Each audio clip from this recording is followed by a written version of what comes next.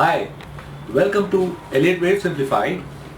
It's a webinar which is going to focus on how to understand this interesting and fascinating concept of wave analysis. Some of you have heard Elliott Wave, some of you have attempted to try Elliott Wave, but you must understand that if somebody is debating this topic in many technical forums and many blogs, then it surely is an enigmatic and interesting subject. So why is all this chaos and so much discussion all about? It's because of the wave count. Wave count is a way in which eliticians actually count the trend, and that's what we're going to discuss in this webinar on how exactly does this happen. In Elliott Wave concepts, we have certain rules. Like we have rules in life. There are rules on which the Elliott Wave has been defined. It has been designed by R.N. Elliott, and it has been forwarded as a concept by Robert Prechter. So in this webinar, what we'll be doing is we'll be actually telling you how the entire wave is constructed, what are the various kinds of rules, so that your understanding goes up much further. Ultimately, everything is about context, because market goes through cycles, and for that, like how you go through various phases, market also goes through various phases. So to understand the context, you need to know how to understand the Elliott Wave rules. So that's why the rules define you the context. And who better can it be than Dr. C.K. Narayan, the mentor and the chief founder of Growth Avenues, and who has also been training more than 50,000 people. He is here today and he has been practicing this art. Mind you, it's an art. Technical analysis is a beautiful art. And I'm glad to be here telling you how this program is going to work. And within few moments, Dr. Narayan will come and share with you his experience and the way of interpreting technical analysis through the eyes of Elliott Wave. At the end of this webinar, you will be well informed and enabled to read the market in an entirely new perspective. With that, the webinar will now be taken over by Dr. Narayan. Thank you. Hello and good evening. Welcome to a webinar on Elliott Wave, and I trust we'll be able to move together across the next 2 weekends and learn this slightly esoteric art of technical analysis. My name is Dr. Narayan, and I'm going to be your trainer for the next 2 weekends. And as the heading of the program has been indicated, it is Elliott Wave Simplified. See, Elliott Wave can be made as complex as you want to. The more complex you make it, the more difficult it is to apply. In its simplified form also, it becomes quite effective. The thing with Elliott is that you can modify it to use it the way you want to use it. So therefore, it's a flexible tool, so long as you have understood the concepts behind it. They are not difficult to grasp. In fact, they are quite logical in their construct. So if you were to, pay attention to what we are going to lay out as the principles of Elliott Wave, I think you will find them easy enough to absorb. And once you have absorbed it, applying it will become a lot easier.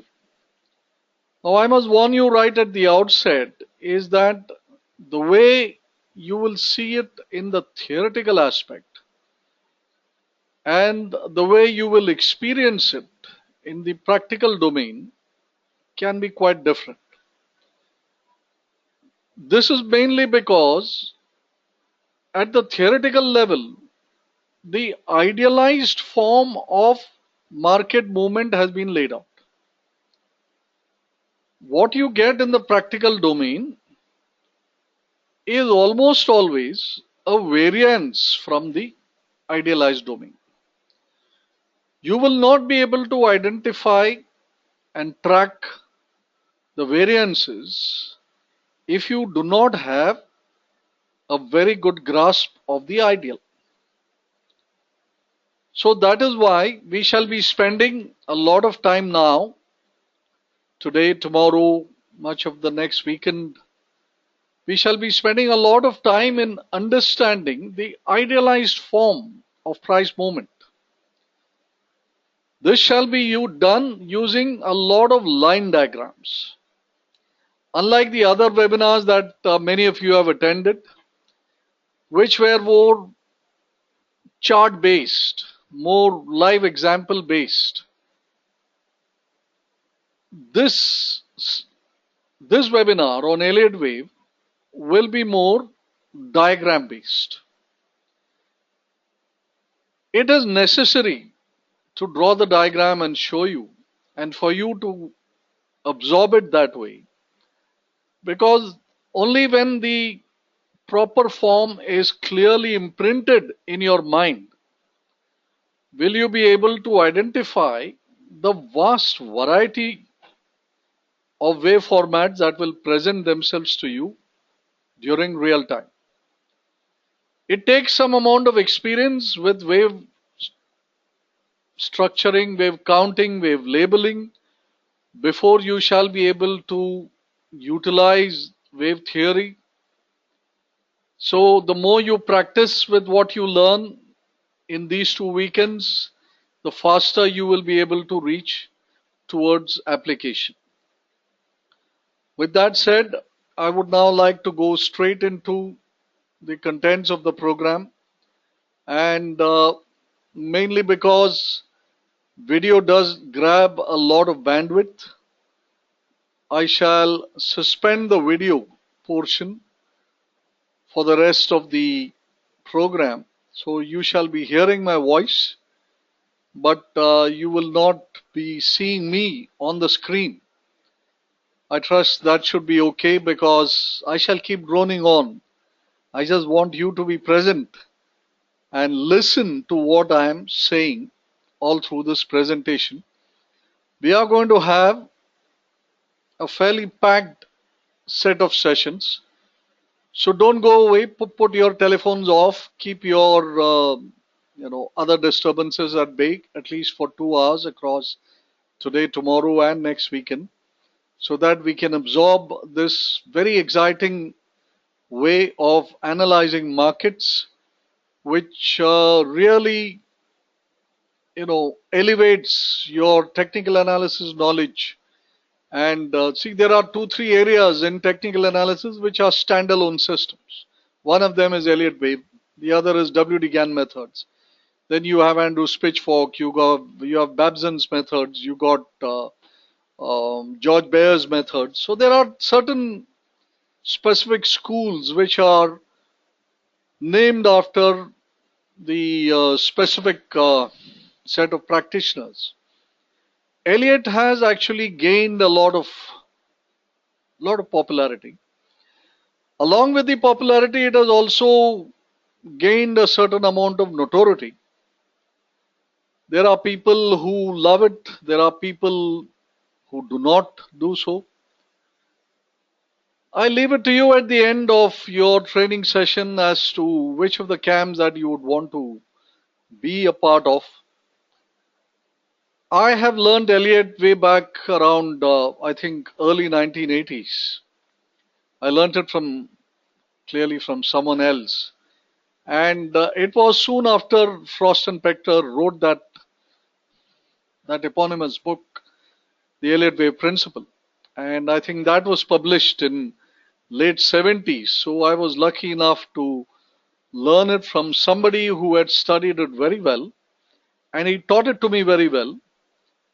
And fortunately, I must have been a good student at that point of time because I learned it from him, I think, in sufficient depth. I kept using it all through the years. I've been using it now for 30 years. Over the years, I've used other techniques also. So it is not as though I'm a purist Elliott Wave practitioner. So there are a few. My friend Vivek Patil is a purist Elliott Wave practitioner. Uh, I like to mix it all up, but that's me. You can do it the way you want, right? So this is how we'll speak about all those towards the end of the sessions as to how to take all this forward. But as of now, we are going to dive into the subject as it were, and I shall be signing off the video part now, and we shall get into the thick of things as it were. So welcome to the world of Mr. Ralph Nelson Elliott. It is an exciting world, I promise you. At the very least, you will find it interesting. And if you are hooked onto it, I'm sure the next many months of your life are going to be devoted to finding out a lot more about Elliott, a lot more about its application, and I'm sure you'll have a lot of fun in applying it to the market. And I'm sure if you do it right, you'll also end up making a lot of money. So here is to our journey into Elliott Wave, and let's roll. Okay, so Elliott Wave principle is what it is called, but we are calling this seminar as Elliott Wave Simplified. Because, like I said, Elliott Wave can be made a little complex. I'm not going to do that. There is a lot of complexity, particularly with what is known as the Neo Wave. Neo Wave is spelled NEO, which actually stands for Neely's extension of the Elliott Wave. I think extensions can be studied after we have studied the basic structure. So this Elliott Wave program will cover what we shall call as the standard Elliott Wave, and it will not really cover Neely's aspects, which have sought to objectify Elliott Wave a little more. The jury is yet out on that, whether Neely succeeded or not. Some people say yes, a lot of people say no. Each to his own. We are not going there at all. So we are going to look at the classical or standard Elliott Wave as laid down by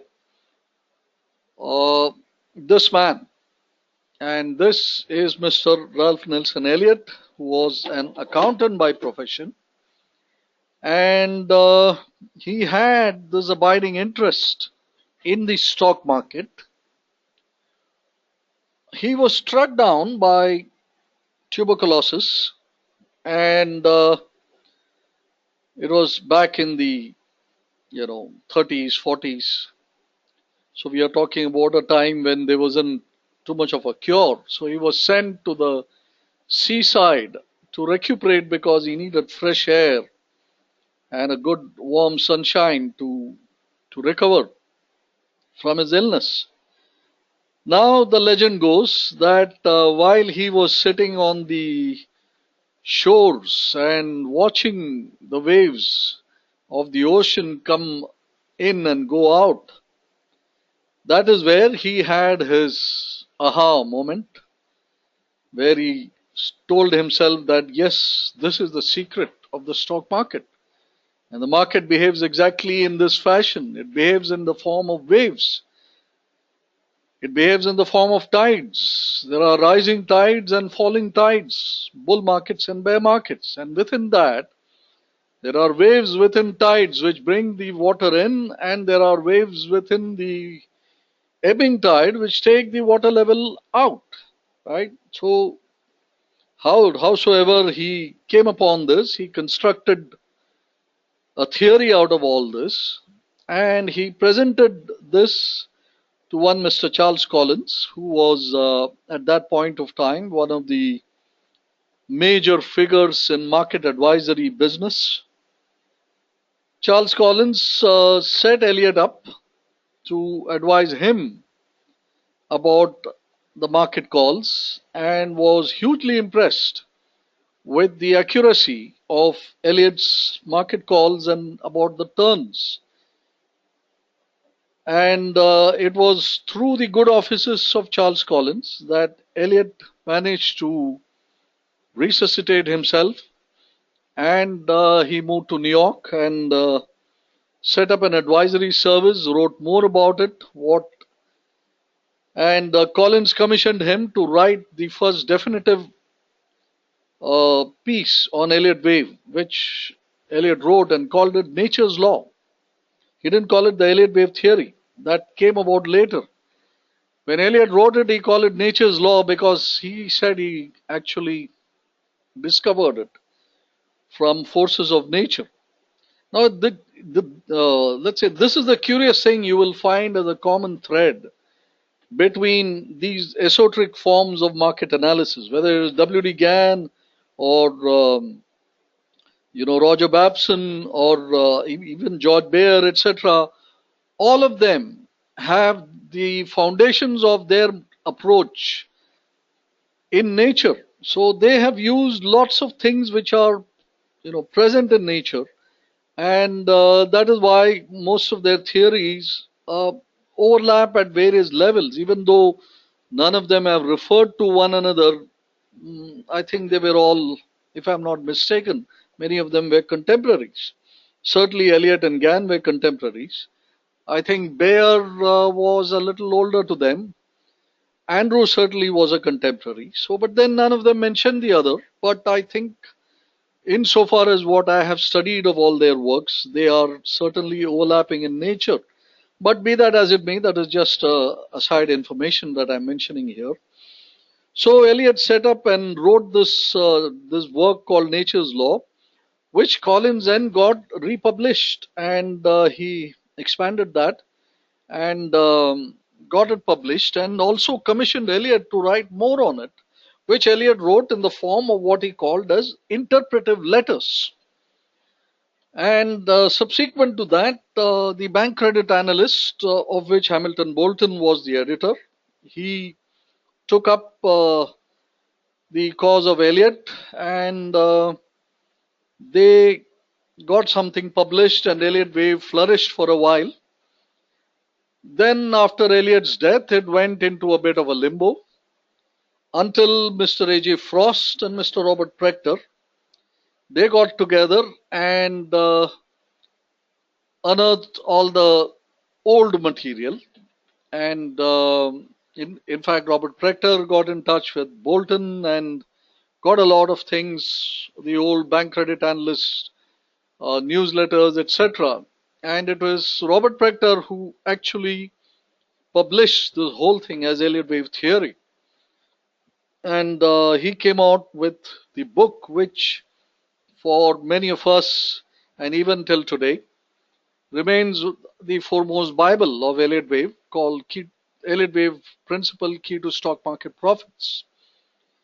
Another English author by name Robert Beckman also wrote a couple of books on Elliott Wave. I'm mentioning this because there aren't too many authoritative works on Elliott Wave. So these are books that one should surely read at the end of this seminar, because what I'm about to tell you is practical application, simplification of the theory. If you want to learn it in toto, in detail, then you must read those books. So Robert Beckman's book, Super Timing, renamed later, republished later as Power Timing, very, very well written book from an English perspective, meaning it was written out of Great Britain, so examples are all English, etc. Then in more recent times, because of the popularity of Elliott Wave, lots of Me Too books have come out.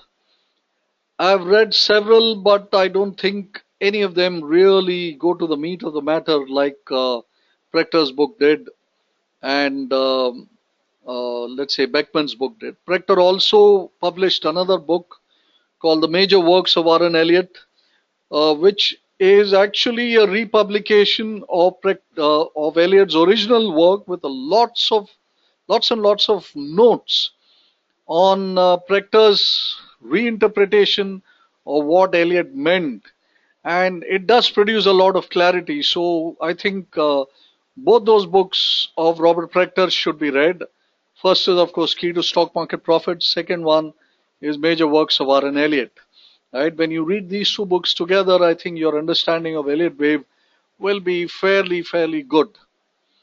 Uh, in the later part of the 80s, came out Mastering Elliott Wave, a book by Glenn Neely, who took this Elliott Wave matter a little further and tried to put down a lot more rules than Elliott had originally put in. His objective was to make Elliott Wave more rule based and less subject to individual interpretation. And to a fair degree, I think he succeeded. And that is a book worthy of reading.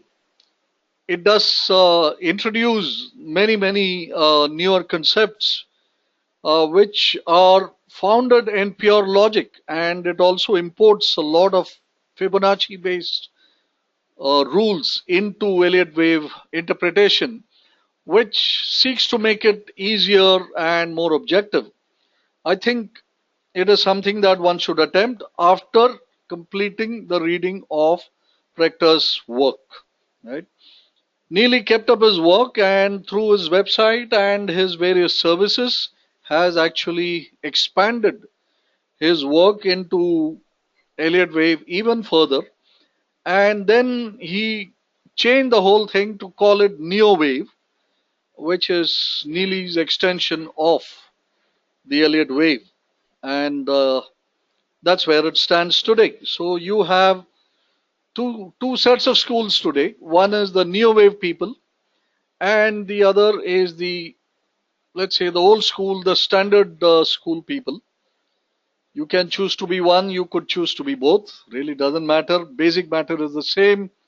You can work very well with any, right? Choice is yours after you examine both. All right, so that was the background into how Elliott Wave theory and principles came into being. So let's go into looking at what is this Elliott Wave, right? And as you can see, Elliott died in 1934, so that's quite a long time ago. And I think Proctor's books were published in the late 70s. So you see that there was this wide gap. Similar thing happened to also W.D. Gann, who died in 1950. And then somebody else took up all that material much later and published it, and it was not until the 80s that interest into all these forms of technical analysis really came into being. And because of the solidity of or the base of the base of this analysis, they have survived, sustained, flourished, and today have almost got a little bit of a cult status within the annals of technical analysis. There are diehard W.D. Gann people, there are diehard Elliott Wave people. I am a bit of both. I stand in both the camps, W.D. Gann as well as R.N. Elliott. I find that various market situations help us to address various things very well. So as you know, markets, there is no one solution. We have to find what fits at the moment. So today you're going to get something which hopefully you will be able to fit to the market after you complete your learning. All right, so on to Elliott Wave. Here it is. This is the basic pattern. And this is all there is to Elliott Wave. Okay, 1, 2, 3, 4, 5, and then 6, 7, 8. So a total set of 8 waves, right? Each of them called a wave. Each of them is a movement, a swing. Right? You know them as swing, as an upswing, a downswing. So a collection of 8 waves is the complete Elliott Wave price pattern. So Elliott Wave is a pattern theory, right? That's what you got to get into your mind.